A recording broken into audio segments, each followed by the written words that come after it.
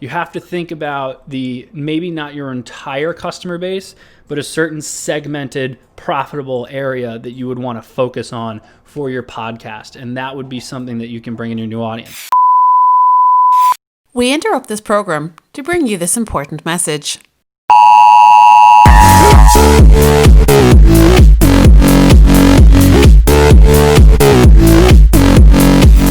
Welcome to Marketing Interruption, a daily podcast powered by BlueTuskr that interrupts your day with marketing news, tips and strategies from an entrepreneur who lives and breathes marketing. Now, let the interruption begin with your host, Andrew Maff. Episode number 33, Marketing Interruption, Andrew Maff tone, and go. So today, I'm super stoked for this one. I actually really like this one. I wrote this one up myself as a blog post and then realized I had to do this as a podcast. So I'm going to fly through this one kind of like I did yesterday. But so these are my 8 B2B strategies that obviously we use ourselves that actually work really well for B2C. And every time I tell an e-commerce seller, like, hey, you should try this, they always go, fuck you, that's not going to work. And they're wrong. So here's what we're going to go through. 8 of them. So live webinars, gated content, making your influencer kind of a founder thing, LinkedIn, partnerships with other companies, informative newsletters, in-person events, and podcasts. So like this podcast. So I'm going to hammer through examples for all those. So live webinars. So if you are a e-commerce seller, let's say that you, I'm going to use a guy I've worked with before for years, sells collegiate apparel. What we did is we set up a live webinar where we actually got some of the coaches from Alabama to do a Q&A. He had a very big audience of Alabama fans, and we just segmented them into one email list, reached out to them and said, hey, we're doing a live Q&A webinar with so-and-so and so-and-so from Alabama before the season. Sit down and ask them any questions that you want. It worked amazingly. Obviously, at the end, we were able to do a giveaway. We had all their emails. We were able to reach out to them, kind of put them through a different funnel, but worked awesome. That's one example of that. I'm just going to do one example of all these because it gets out of hand. So gated content, tripwires, things like that. Ebooks, white papers, calculators, quizzes, all that stuff works great. Every e-commerce seller thinks that, okay, fine, I get it, I'll do a blog, but my pop-up is still going to be 10% off when you sign up for our newsletter. Well, bite me, I'm so tired of doing that because most of the time what's going to happen is someone's going to sign up and then they're going to unsubscribe probably. So gated content ebook, super easy, especially if you do like food. So a massive ebook of, recipes or something like that. A lot of sellers don't want to spend the money on it, but honestly, you could spend $1,000 to $2,000 on an ebook and get a ridiculously nice ebook for that size. It's a ton of content that is beautifully designed, and you will get a ton of downloads out of it. And then you're getting emails for less than giving away your percentage. So if you do the math on, okay, I gave away 10% over X amount of time, that's going to be much, much more than the $1,500 you spent on an ebook after several months. So consider it an investment. So making your founder an influencer or something like that. So this is something a lot of B2B companies do. I'm literally doing it right now. So basically taking your founder and making them kind of the face of the company. This works really well for products that people want to buy from a person and maybe not so much from just a company like a no-name face. So if you think of a lot of athletes when they sell protein or when they sell gym clothing or things like that, any kind of athletic apparel, having a influencer as your founder really can kind of help because a lot of people will actually start to follow them and listen to them more than they will the company. LinkedIn works really well, especially for B2C.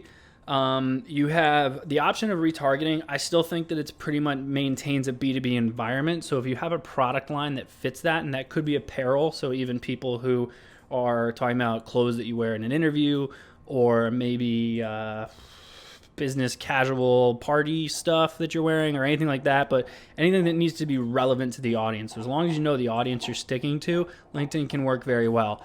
Of course, on a B2B e-commerce side, you can go that route too, but for the sake of this podcast, I'm not going to go there. Partnerships. These work really well. Company partnerships. So blog exchanging, doing guest blog posts. Google says that they don't help. I think that they're lying. And yes, I realize that I said I think Google is lying, but I do. And so guest blog posts, things like that work great. But what I've also seen really well is partnerships where people will work with other companies that aren't competitors but have the same audience, and they'll actually do discounts in each other's newsletter. So this Friday we're sending out a discount for so-and-so's company, not ours. So now the consumer is more inclined to stay with your newsletter because they don't know what they're going to get. They may get a discount for something else that they're really interested in. So it'll actually keep your subscribe rates pretty high, but it will also give you the opportunity to get in front of a new audience if you're the one partnering. Or you can do things where buy one of these and get one of these from so-and-so company free. Depends on the relationship you put together, but they can work phenomenally. Informative newsletters. Not every newsletter has to be a promotion. You can, if you're putting enough content together, you can absolutely do a monthly newsletter of something that is not offering a discount. If you're in instruments, I've seen this done very well. As a drummer myself, I see it all the time, where I'll get a monthly newsletter of just new cool YouTube videos that are out, or maybe new products in the industry that are coming out for certain companies in e-commerce that may not work, but other concerts that are going on or things in your area or something like that that is not always promotional, but you're always reaching out to your consumers so that they know that they're on your email list. Because the last thing you want is to go 4 or 5 months without doing your promotion. Then you send an email and now all of a sudden they have no idea who you are and they unsubscribe. 2 more, we're almost there. In-person events. So this would be doing like a conference or a meetup. And again, this is very similar to the collegiate apparel guy I worked with. So basically, you don't need to always focus on your entire customer base. If you can segment your audience enough that you can still get them to show up somewhere.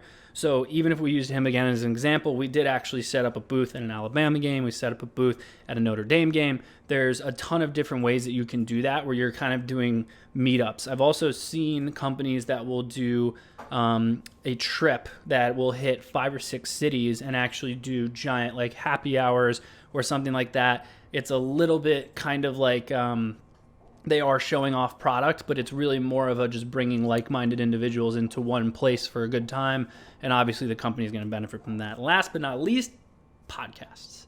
So of course, I'm doing one now, but I would still suggest them for B2C. And the reason is that there's so much you can talk about your product and your product line. The collegiate apparel guy, obviously, same thing again. But you also have the benefit of a ton of other product lines. You have hobbyists who are always interested in talking about tons of different things. You have anything in sports where you could do a sports talk show. You have murder mystery people, so I don't know what you're selling, but it could totally work there too. You have to think about maybe not your entire customer base, but a certain segmented, profitable area that you would want to focus on for your podcast. And that would be something that you can bring in your new audience. And again, that is more than enough for today. So I'm going to sign off. Of course, please rate, review, subscribe, and I will see you all tomorrow.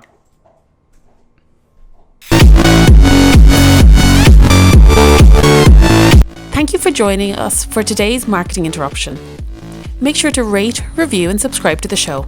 And don't forget to email marketinginterruption@BlueTuskr.com with any marketing questions you'd like to have answered on the show. And head over to marketinginterruption.bluetuskr.com to catch up on past episodes. Until next time, we now return you to your regularly scheduled programming.